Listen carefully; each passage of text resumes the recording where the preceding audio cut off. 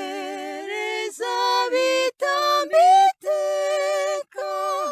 Kristu na Nyagasani.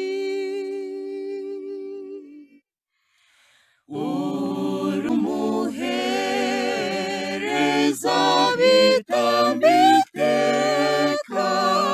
Kristu na Nyagasani. Uhoraho yabwiye umutegetsi wanjye ati icara iburyo bwanjye kugeza igihe abanzi bawe mbagira umusego w'ibirenge byawe.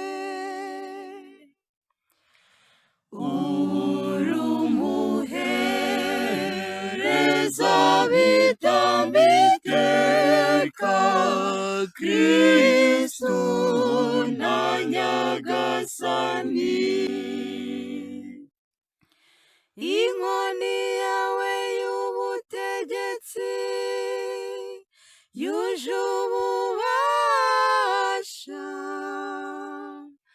Uhoraho arayirambura igere kure, uhereye i Siyoni. Ganza ugenga abanzi bagukikije.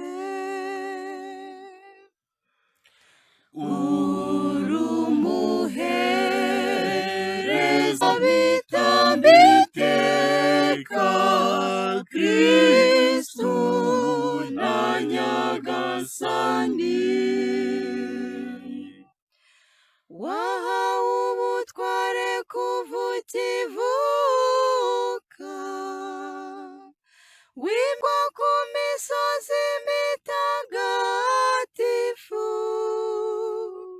mbese nk'urume rutonda mu museke, uko niko nakwibyariye.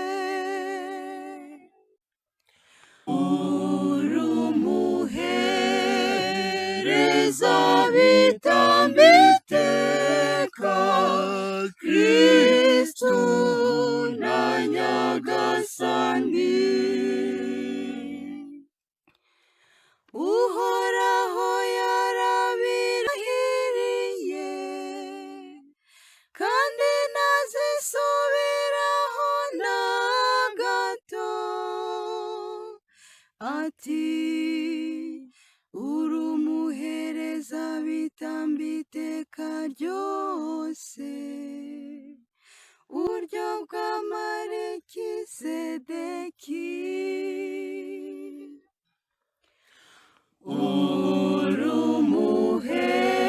Urumuhereza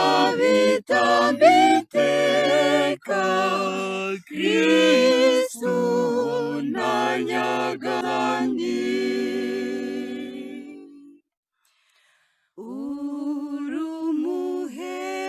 Urumuhereza Kristu na Nyagasani.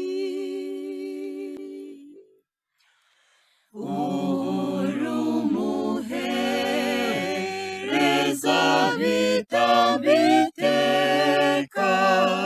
Kristu